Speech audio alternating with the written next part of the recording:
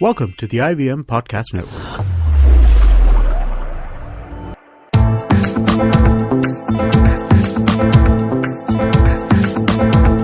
You're listening to the Paodcast, presented by the Daily Pao.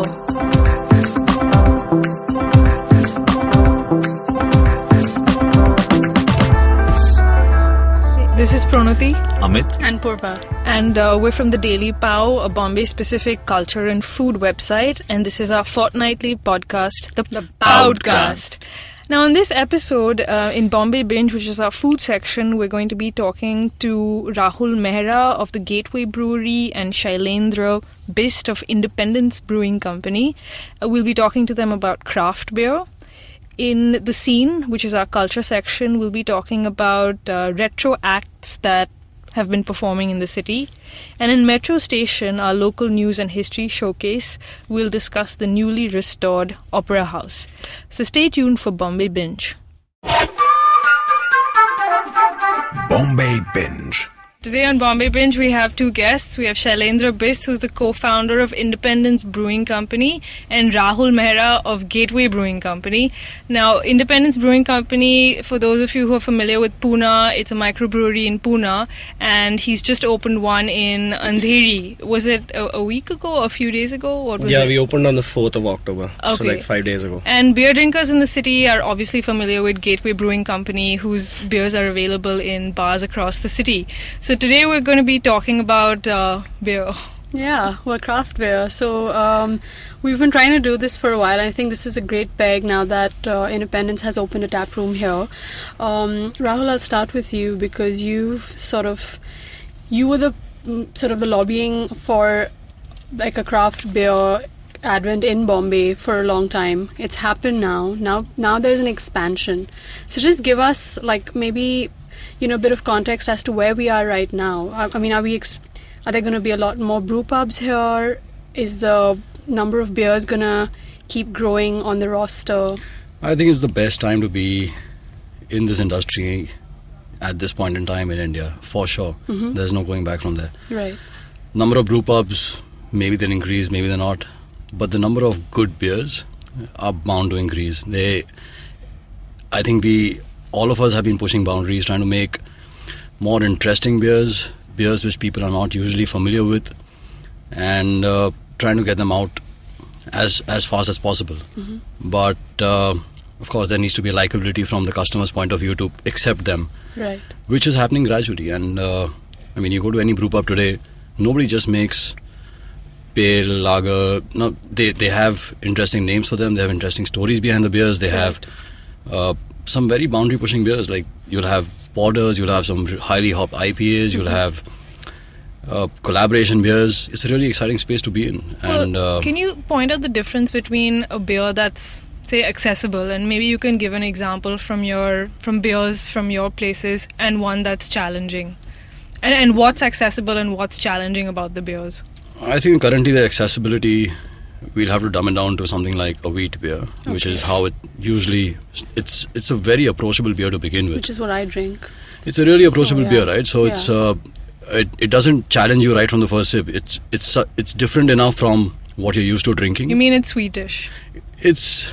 Well, a I cider don't think the would selling be- point is sweetish. The selling point is flavor. If I don't want to dumb it down to that extent, also, but it's not really. It's just approachable.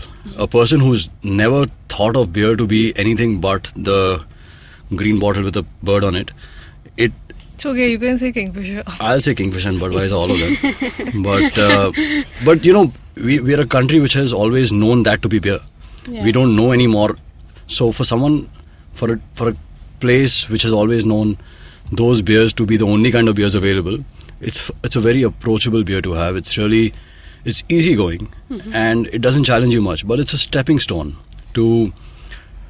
for people like us to make more interesting beers, and sometimes extremely challenging ones which only we end up drinking. Yeah. Sometimes we don't even pass it on. And the homebrewing scene has become really vibrant now. Okay. A couple of years back, you could count the number of homebrewers So on. what's a challenging beer? I don't know, IPAs big heavy IPAs, imperial stouts. Right. Yeah. So if I can chime in, first of all, going back to the idea of sweetness, actually a lot of the wheat beers are less sweeter than a lot of very hoppy IPAs. And if you talk about just sugar content, it's just the perception is when you perceive it on your palate, because wheat beers are very fruity, you end up feeling like they are sweeter. But honestly, sweeter and sweetness and the sugar content has never been how anyone describes beer. Right. Sorry, yeah. I'm not a beer drinker, which is why I asked you a dumb question. I'm just saying. So, wheat beers are definitely, in terms of approachability, yes, they are up there because they are very fruity. They're very smooth on the palate because they are made with a lot of wheat, which lends that smoothness. If you talk about challenging beers, right now, a very good example would be an IPA or India Pale Ale. There's something called IBU or International Bitterness Units. So it's pretty high in the scale of IBUs. It's very hoppy. It's still extremely fruity and flavorful, but you have this bite of the bitterness coming from the hops. People can find that challenging, but once you get used to it, your palate quickly gets used to it. Then you start, enjoying it. Yeah, you can never go back to a wheat beer from having an IPA in the same session. It's hard. Shailendra, since you have just opened here, when you were planning your roster of beers for Bombay, did you sort of have to think what you were going to serve here as opposed to, because Pune is now a steady market and you understand what they want to drink, did you have to change that for Bombay? Or is there like a city distinction when you move? Yes and no. What we try to do is, instead of thinking what our guests and our clients want to drink, we try to just give them a very wide range and let them choose what they want. Okay. So we have like 7 or 8 beers on tap at any time, and a portion of those will be the wheat styles, a portion of those will be clean, crisp, pale kind of styles. Some of them will be dark beers like porters and stouts, and then we definitely always have an IPA because that's my favorite style of craft beer. Right. One thing we did do when we came to Bombay was we looked at all the beers that are available, and we changed recipes to notch the flavors up for all our beers through the portfolio. Right. Because if there are like, What do you mean by that, notch the flavors up? like for example, every brewery has a Hefeweizen. It's very popular. I'm sure pretty soon India will make more Hefeweizen than Germany. So we decided to not make it. Because, it's like giving people something different and always mildly challenging them to try stuff that's more bold, slightly more bold. So for all our recipes, what we did was we just either we played with the hop profile or we played with the yeast profile, but we made small changes to make sure that we have something that's a little more different than what's out there, and that is how all our other craft beer brethren react, where they also then like if there is a good stout that for example Gateway made a really good stout called the Kapi stout, which was made with coffee, and that inspired us to make a beer which was also nitro poured, which is called e-cacao, made with actual cocoa nibs and vanilla. So it's kind of like always trying to do something different and slightly more bolder and more flavorful, and that kind of gets the wheel turning for further better beers coming out. How often do you change the roster of beers? We do at least 2 new beers every month. Okay. And what about Gateway? So we have a slight challenge there. We don't have our own bar to supply beers in. So when we launched with 3 beers on tap, we thought that was a big enough variety to start with. But these 3 beers in their own time started becoming staples of the bars. And when we spoke about removing them from any of the bars, they were like, dude, don't do it. So then we launched something called the Explorer tab about 2 months back, where we plan to change a beer every month. And we've been doing that. We launched it with the Pilsner, we launched the Red Porter on it. And this month will be another new. Oktoberfest is going on right now, and the next month will be another beer on the same. So that's how, because we also want to keep experimenting and don't want to be, bound by what the bars want to keep telling us, that don't remove this beer or don't remove this beer. So we we experiment, but our limitations is the bars don't have enough space, so we have to play around with the 4 taps that we have currently, and I think we do a pretty good job with that. It's the Explorer tap is a step in that direction, just to keep bringing in new beers and keep us excited as brewers. Like Sherry said earlier, it's not about, we just currently in the space that we're trying to humor the crowd with the choices that we throw out. It's nothing more than that. If I make a coffee stout, he makes a e-cacao, he makes an IPA, I'll probably make a double IPA. That's how it's going to keep going. This is just to humor ourselves in the industry. That's what I was asking. Like, when say you did the coffee, the tea, you did the vanilla, these sort of flavors just something, is there sort of any sort of correspondence between what's trendy right now? So like coffee is a big thing right now. We don't go after trends, it's beer. We're not trying to sell a flavored beer. Yeah. That's not what the idea of what we're trying to do is. It's far more deeply ingrained in the idea of, rather than just putting out something which we think, let's put strawberry in it, or we believe that a particular beer style goes great with a particular kind of flavor that you want to put it. Right. We think about, we designed like Darling Ji with Earl Grey Assam tea.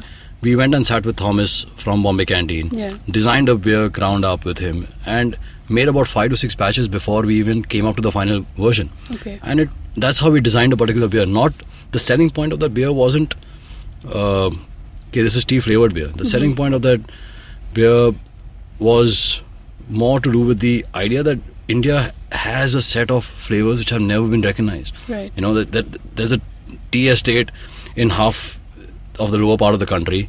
There are coffee farms here, which we never end up using in a local produce, and we always had this imported fixation, right? We always want imported things coming in first, and I think that's changing. That's what we are trying to build towards. It's not to do with let's make a flavor product and send it out. Right. That's not what At we're the doing. risk of asking an ignorant question, are tea and coffee ingredients that lend themselves well to If you beer? design a beer ground up, even licorice will, and even kadhi patta will. Why not? I mean, if you have to design the beer accordingly, you can't just make the same beer. Indus Pride did it some time back. Yeah. They launched this Sab Miller, right? Indus Pride. I think so. I don't know which company, but basically what they did was they took a standard lager and just put some chemicals. Dhania in one, cardamom in one. Yeah. That's what they did. But those were So Good bottling, good everything. Yeah. But I couldn't want sell it. It was disgusting. to reiterate Rahul's point that we don't go after trends. Right. There's nothing trendy about beer. It has been there for 4,000 years and will probably remain for the next whatever 1,000 years. Again, designing recipes, using new ingredients and exploring new ingredients, that's the way we keep growing, and that's the way we keep ourselves excited. We can't keep making the same beer again and again and again. And also for people to get excited about what we are doing. There's no as Rahul said, there's no throwing some syrup into the beer and now it's some flavored stuff. What about bottling? Is that like a possibility? Is that something that y'all want? Is that good for the industry? Yeah, or? it's a natural progression. It has to. Okay. We have to allow it. It has at to some happen. point. Right. It has to happen. We're all working towards it. We are all trying different formats of how to get there. Right. It's not easy. It takes a lot of money. It takes a lot of resources, a lot of planning. It takes a lot of feedback from the customers. Yeah. That they actually want to take your beer to their homes and drink it there for house parties rather than picking up something which is extremely cheap, discounted twice over to feed it to them. Right. So it takes a lot of feedback from there, and as I said, it's a promising time to be in the industry. Yeah. But nobody is here to everybody has a lot riding on what we already currently do, right? So would you want to get into bottling for the sake of it? No. Would you want to get some feedback from the customers and then get into bottling? Yes. And that's what all of us are working towards. We still, the policy work is not over. Today Maharashtra is one of the most progressive policies compared to any other state in the country today. Because y'all can We provide can beer package, to sell. different We can do beers. We had To a beer bars. festival called Yeah. Tapped. Yeah. Of course, 2 beer years back. festivals are not even possible in any state. So that's like a huge win. That's the kind of policy we have open today. I mean, Right. it's sort of interesting that you say that because I think this has been fairly recent, this openness towards, festivals like this and initiatives like this, because I think at one point it was pretty tough to do something like this. Kingfisher. One for What individuals, festival it will you do was- with that? Yeah, exactly. It's impossible, right? It was a beer festival with one beer. Yeah. That too bad beer. I mean, you go to US and look at the if he can throw more light on it, but you go to Great American Beer Festival or any of these other small invitational festivals that happen there. At any given time, there are 4,500 breweries in the US today. Each make like 20 different beers. I can't even count that much. How many beers are currently available in the market today? Yeah. So that's the kind of space that US is today. Right. I'm not going to say that we are aping them or we're going to be we're still 5 years away, and I don't have those numbers and stats on me, but we are onto something, and that's exciting enough. Yeah. You know, we don't care how long it takes us to make 4,500 breweries or how much our pale ale sell over the Hefeweizens, but it's just exciting to do this on a daily basis. And more sometimes- players is a good thing. Damn good thing. Yeah. It's very healthy. More good players. Yeah. They get rough. I mean, some of them get channeled out of the system because they end up making the same thing. And The deal is that the whole starting the whole process of having a brewery and things like that, it's so challenging that mostly people who really want to do it. But has it become Come through. easier now? Now that the state is Relatively easier. Relatively It's a very easier. relative term. One thing I would like to add to is it brings me immense pride. You can call me that I have a little bit of a Indian chauvinism built into me. So I used to be in the US for a very long time, and I used to work for an engineering company, and we had offices in Bangalore, and my colleagues from the US would travel, and they would be drinking Kingfisher all the time and stuff. And now at least we can say that we have good beer, and it's happened in like a short time of 4 years. So most people don't realize this, but it's an industry that's basically been built from scratch right. in 4 years. Right. And it adds to so much employment, so much innovation, so much revenue, and I guess in some way jobs, So many more jobs, newer jobs being created. And it really brings me a lot of pride that we have good beer, and the fact that people are happy when they drink good beer. Some time back you'd mentioned the home brewing scene, which you said it's quite exciting. Yeah. So That's can how you you all started. Of as course, well. that's how we started. That's how everybody. I think, Everybody. So, who's I mean, now- so how did you start? I mean, did you get a kit? I mean, is that how you started? Sorry, again, silly question. I can tell by the expression. Of course. Okay. In all honesty, my first beer was a kit, which was lent to me by. I was staying in Delhi, and the person who was moving out, I was helping her move out, and she had this kit lying with her. And I told her that why don't you can I buy it from you? She's like, I don't want to take this thing back to US. Just take it. Went, made my first beer. Something after 7 days tasted pretty much like beer, and I wrote my resignation to whatever job I was doing. I'm like, I'm going to do this. And that's how it actually went down for me. And that's when I met my partner, Naveen Krishna. We started homebrewing regularly, putting our heads together to get this policy in place and get started. At that time, I found Naveen on the 6th or 7th page of Google.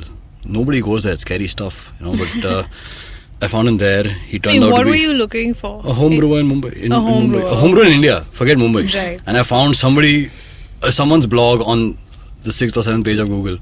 And he said, okay, let's meet at Woodside this evening. I'm like, yeah, let's meet at Woodside this evening. That's Kolaba. And that's when we started homebrewing together. And when was this? Oliver was already brewing at that time in Dulali. So Naveen used to homebrew, but he had no malt. He had run out of malt and hops and yeast. He's like, you arrange this for me, and I'll, we'll start homebrewing together. Yeah. Was this I made the how first many call years ago? 5 years back, 5 years 2011. I made the first call after that to Oliver. Oliver was like, yeah, come tomorrow, pick up some malt. I went in a bus, picked up the malt from Oliver. He gave me a 50 kilo bag. Imagine getting that back in a bus. I had to tell him, give me 25, I can't take 50 back home. He gave me a packet of yeast, which is, these are costly things. But that's how the industry grows. We're not trying to compete with each other. It's a collaborative effort. It's a new industry, like you said, and people don't notice it because it's not being fought on billboards like Vodafone and Airtel and Reliance Jio going nuts, right? These are silent wars being fought in pubs, and all a person sees is the front of it that, hey, there's a new tap somewhere in a new restaurant. They don't know anything more about it. And over time, their preference changes from what they're used to drinking to something new, and that's how these wars are fought.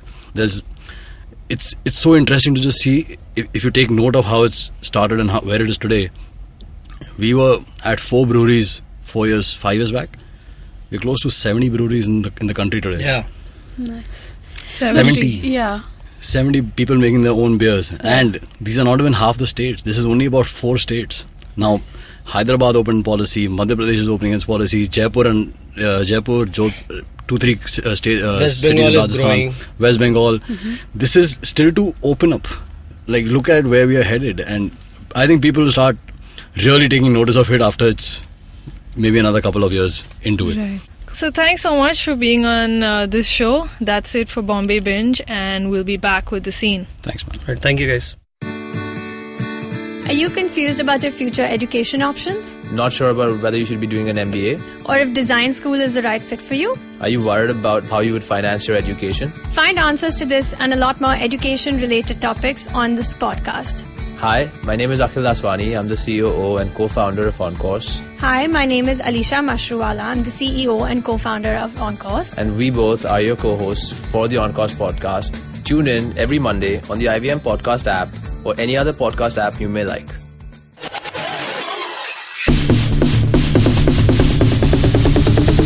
The Scene.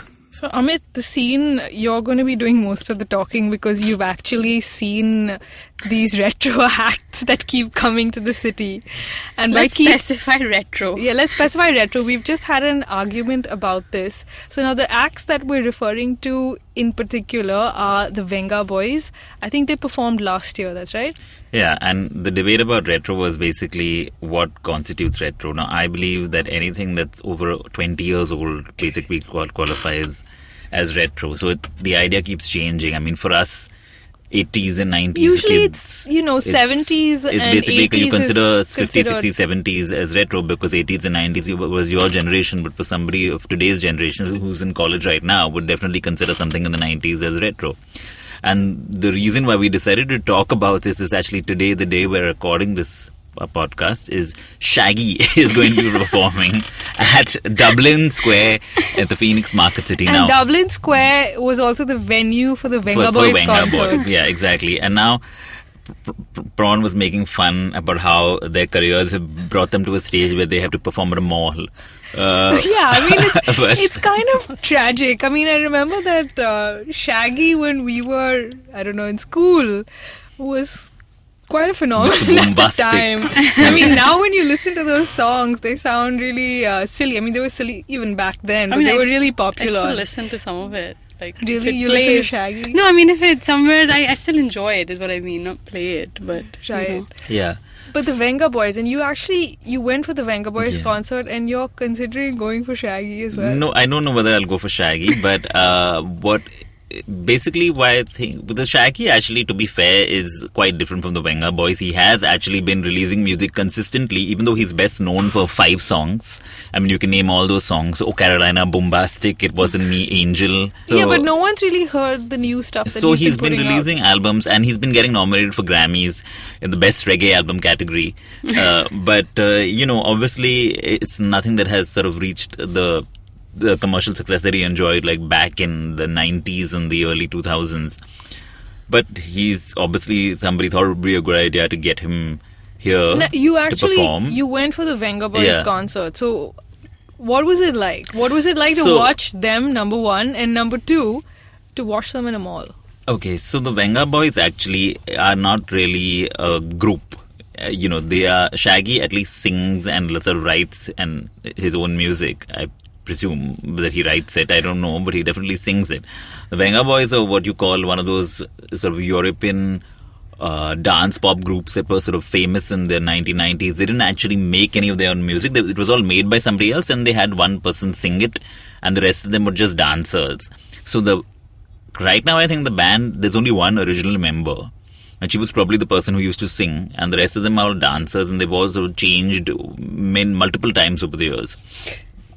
So this concert was everything we expected it to be. I mean, they were lip syncing. It was in a mall. There was a backing track. Well, what was the demographic? They were doing of the crowd? demographic. It's just quite surprisingly was actually it was a lot of obviously people of our generation who Our grew up in vintage. the 90s. Who were sort of in school in the 1990s. and knew this music and were now sort of grown up, and some people had got their kids. There were also a lot of young people there, and there were slightly older people. Was it a substantial crowd? It wasn't. I mean, I don't know what you call substantial. I don't exactly remember what it was, but this is essentially a courtyard. I mean, it's a little. I mean, you guys have seen Dublin Square, what it looks like, and it was quite full. It wasn't like empty, but then that it's not a very large space in in the first place. What's really funny to me about these situations is that a band like the Venga Boys, okay, they don't really... you expect people to have grown out of this kind of music. But it's the nostalgia factor, right? I know a bunch of people who are going for Shaggy today, and like I said, they're just going to go for those 5 songs and for the fun they'll have while he sings that. I mean, he's released, I'm sure, even if he's going to perform for an hour, he's going to have at least a 12-song set list, out of which 7 songs you won't know, and so 5 songs you will know, but you will really enjoy those 5 songs, will take you back to wherever you were. And but why did you go? Why did I go for Venga Boys? Because I knew it would make a great story. I mean, that's... I went for Apache Indian. Yeah, so Apache Indian is somebody who was actually quite disappointing. Like, Blue Frog got him down a few years ago, and we actually were all kind of disappointed in the gig because it really wasn't, Apache really wasn't in his best, having his best day. But again, it was just the idea of listening to those songs and remembering your youth, I think. But again, this is something that I think that has been the subject of some discussion, or especially in India, where people think that, we're sort of a place where we get a lot of these retro acts. But interestingly, and I think that because it's so hard to sort of get a band here down in the first place, we don't really get too much of them. But in Dubai, which has got a huge UK expat population, there's a 1980s band coming every, I think, month. You'll have Spandau Ballet, or wow, they still perform. Billy Ocean apparently was there recently. So, and there's people going for them because obviously there's a huge... I also went for the Scorpions. So, then this is the thing. Now, if you look at it recently, things have improved. If you look at all the musicians that are headlining the major music festivals, they're all kind of, in their current chart successes. I mean, you had last year you had... Ed Sheeran play in the city. I mean, he was somebody who was at the prime. I mean, his albums. He was basically a chart music star. He's not somebody who was a retro. He was right now. Then you had Mark Ronson, who came right after Up Down Funk. So when you look at the music festivals, you're getting it's not we're not even talking about the biggest EDM stars, or the biggest metal stars, the biggest progressive rock stars who are sort of have their niche followings here and niche strong followings, but top line, people who are topping the charts. I don't know, I'm sure a lot of kids were hoping that One Direction would come here during the for their when they were touring, and I'm sure now Coldplay is finally coming. So it's not that India is no longer on people's radar, but when you look back in the day, when we had, we've all been for Bryan Adams, all of the MMRD, Scorpions, Guns N' Roses. Guns N' Roses, of course, performed with Axl Rose, but without any of the other members, and then shortly after that, Slash came down by himself, so you sort of had to get your Guns N' Roses experience in 2 separate, and you had to, patch them together. So you have this whole idea of these retro acts, and I think that one of the reasons for this probably is that if you look at the guys who are the suits who are heading up these companies that bring these guys down, they are obviously guys who are now in their 40s, and who for whom this music was the music they grew up on, and so obviously for them, if they want to bring somebody down, they will look at who it's likely to be a retro act like this. And also when you look at things who will pay money to see these guys, right? But I'm always I'm just puzzled by this. Now there's a difference. I mean, I think there's a difference between Guns N' Roses, and they made music that has actually had an impact, timeless in a sense, that you can enjoy it 50 years later, and there's also it's really worth something. And then you compare them to Venga Boys, which people are still going to, even though. But I don't think now Venga Boys came every year. Anybody's going to go for them, right? I mean, there's the fact that they came down after the first time after they apparently performed somewhere else in some other city, and this was the first time they were visiting after 15 years. Now, I don't think they'll be able to sustain that kind of. They won't be able to perform with the strength of the nostalgia every year. Now, Guns N' Roses, the original lineup, they've all sort of got back together, I think. And now, if they come, I'm sure they'll probably get a decent audience. But if Benga Boys was to come back again this year, I don't think anybody's going to go, right? It's why would you go?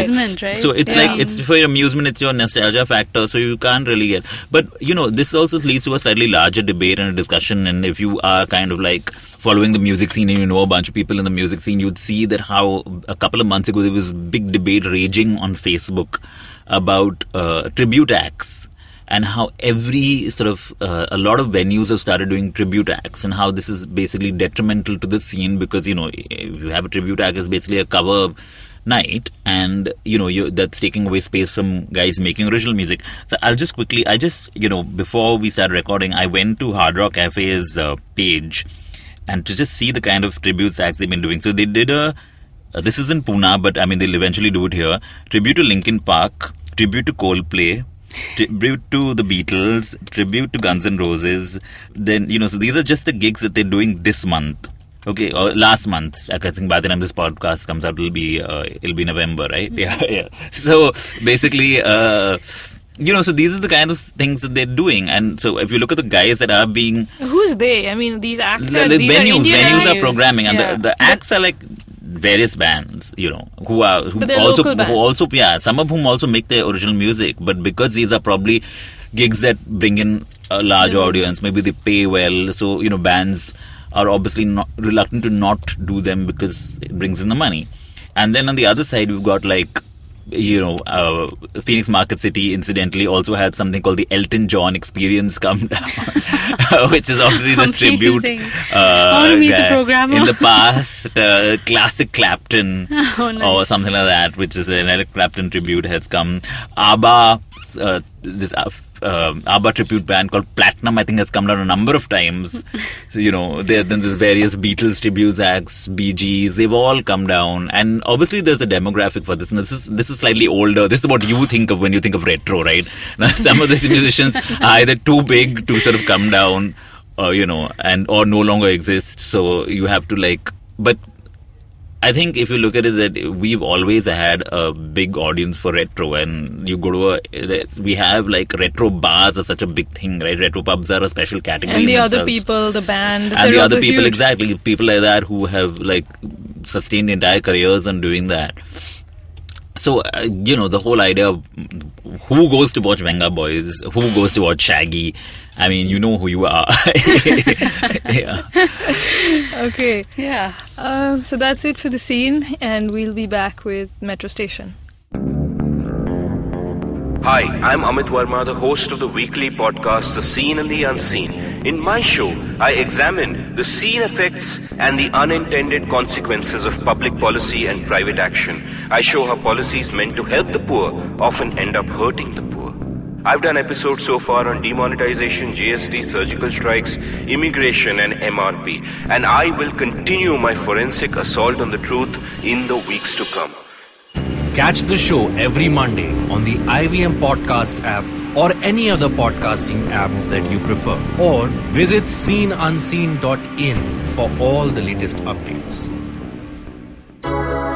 Metro Station. On Metro Station this time, we're going to be talking about the Royal Opera House. It opened just about when we were recording this episode, and it's been restored, and we got a tour of the whole venue, and it's stunning. We've also actually already published a piece on it. Pranati, you can tell us more.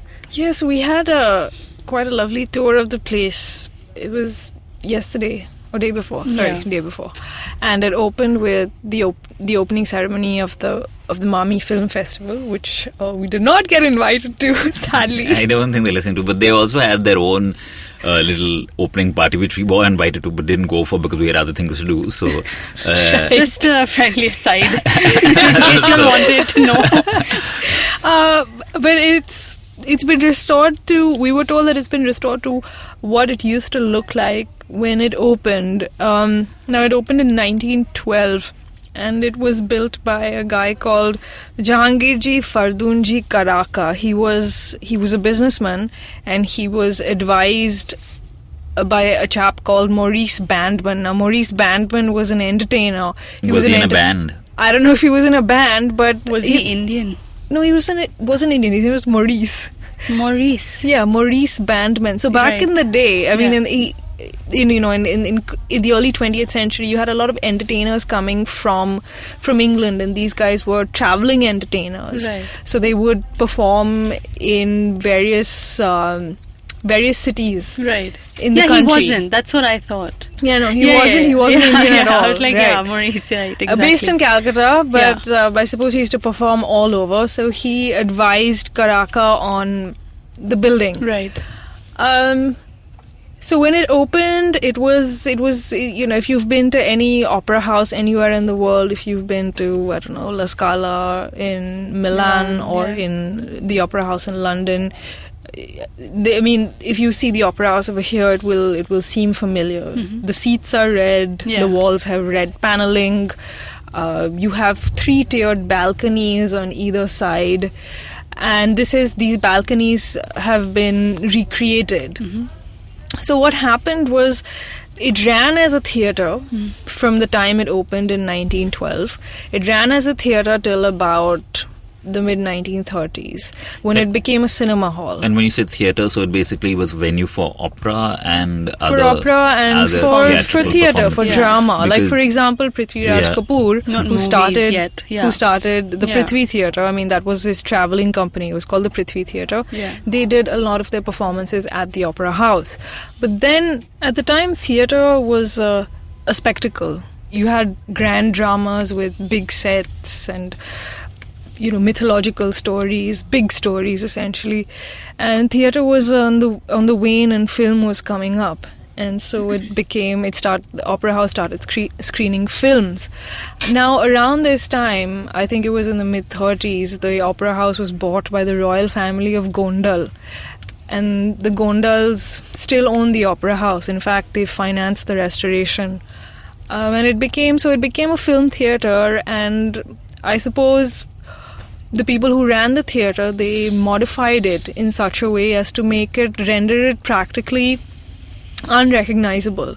So it became an Art Deco theatre from the inside. Now, the Opera House was built in a Baroque style, which means that you have a lot of elaborate paneling, you have a lot of elaborate reliefs, but it became, they covered up these bits and they made it into the interiors into an Art Deco theatre.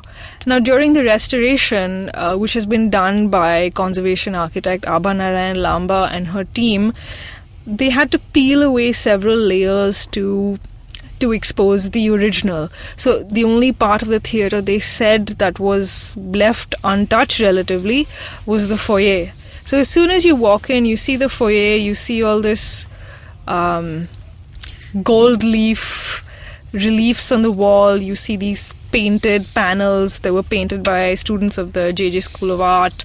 You see these huge chandeliers, which incidentally came from the home of David Sassoon. One of them came from the home. Two of them came. And you also see these statues in Carrara marble. These, statues of nymphs, which were very popular at the time. And, it's interesting that you said that it was open in 1912, but they wanted to open it to commemorate 100 years. Right. So, as my math sort of did when they said that, my math sort of I sort of questioned myself, because 1912 would mean 2012 would be 100 years. So what happened was additions were made to the Opera House and it was finally completed in 1916. So the 100 years is accurate, but I guess the main structure was ready in 1912. My favorite bit about the restored Opera House was the little cupolas in the foyer with portraits of... Explain what a cupola is to people who only think of Francis Ford. Cupola. That would be me. Anyway. Well, this is cupola, and as the name suggests, cup, it is cup-shaped. So it's like a little dome type thing, and the inside of the concave interior of the cupola is painted with portraits of musicians and playwrights, and frankly, the only one we could recognize was Shakespeare. They couldn't recognize anybody else. Since we aren't aficionados of Western music, I mean, all these composers look the No, but same. neither of the people who restored it seem to have been able to identify. But they did say that they were probably Handel or Bach, but we'll have to look up their portraits to verify. But so you have stalls and you have a dress circle and you have a balcony and you have boxes as well. And there are boxes as the well. The boxes are lovely because they have this painted doors and you go in and they're fantastic quite small, air conditioning. Except you'll freeze. Yeah, I wonder, like, they didn't exactly highlight the ticket pricing yet. Because they haven't actually decided the events. We can come to that a little later. But they did say the pricing would be competitive. Competitive to the NCP, I presume, because that would be pretty much on par. And also they haven't really, it's open, but it's open only for a series of private events. There was a party, their own party. There was the Mami opening ceremony, and they're having another, I think, a private event all through this weekend. But they did say that there will be regular programming soon. But in a while. And there will also be cafes and restaurants which will, they said, open in the next 2 or 3 months. So who's doing the programming? Maybe we should let people know. Avid, which is this arts organization that's funded by the SR Group. And in fact, we were hoping to have them on, and we'll probably get them on once they decide the programming. It's a pretty big coup, right, to have like the programming for the Opera House. I mean, I'm wondering if other agencies were. Well, I'm sure it will. Yeah, because I'm guessing they don't have their own independent team. Yeah. Unlike the NCP, they have outsourced it, and they will be. I mean, when you look at the capacity of it, it's like 574 seats. Yeah, so that's a lot of seats, and that's if you're hoping it's to stage. It's quite a nice venue in the sense that even though it looks pretty grand from the outside, from the inside, it's. I mean, I wouldn't say it's particularly intimate, but it seems cozy.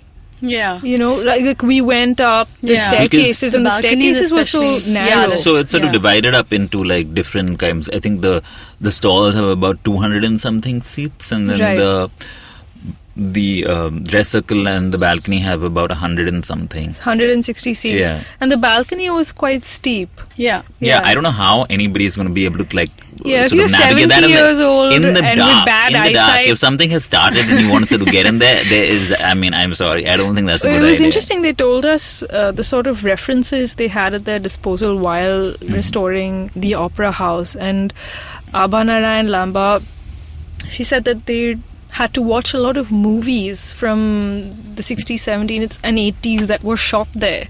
For instance, this film called Prem Kahani, it had Shashi Kapoor. It was shot in the Opera House, and that was a valuable reference. And they also had a catalogue from 1917 which was provided to them by this Australian researcher.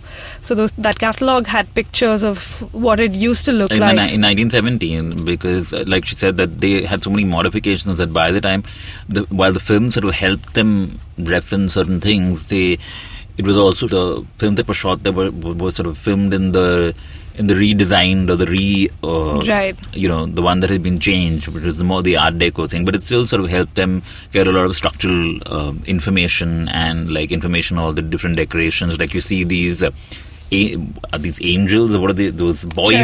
Cherubs. Boys. She was the girl who was shaking them, she said boys. Around. Did refer to him as a boy, which is they were clearly cherubs. Technically right. So says that those cherubs were they found only one mold.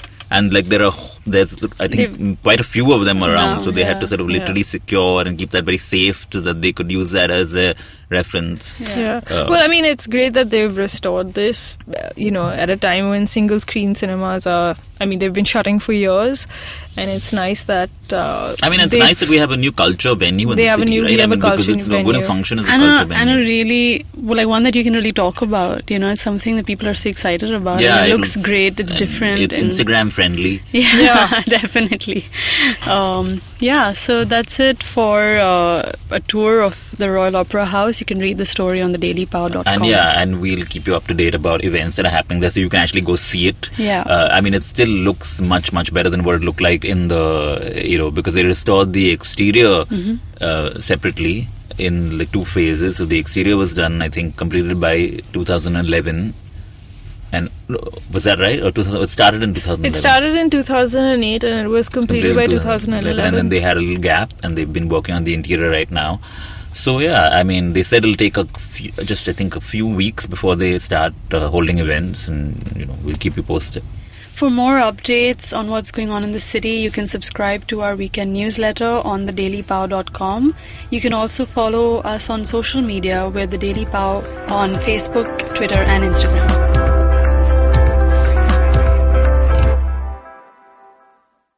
If you like listening to the podcast, you can also check out Cyrus Says, hosted by the Cyrus Brocha. It's an irreverent podcast on current events, urban India, politics, sports, civic sense, traffic, kids, food, and everything that matters. Well, mostly. Excuse me, भैया. Excuse me. बोलिए madam. Menu में क्या है? Menu में seen unseen है, podcast है, on course है, Cyrus says है, maed in India, rediscovery project, empowering series, sex vex है, IVM लाइक्स है, सिंप्लीफाइड है, कीपिंग इट क्वियर है, थिंग्स एंड डेस्टिनेशंस है, माय नेबर सकरबर्ग है और द फन गराज है. आपको क्या चाहिए? एक बार रिपीट कर देंगे क्या? रिपीट नहीं करता हम. आप जाओ IVMpodcast.com पे और सुनो ये सब, या फिर डाउनलोड करो उनका ऐप. सब आपकी उंगलियों पे.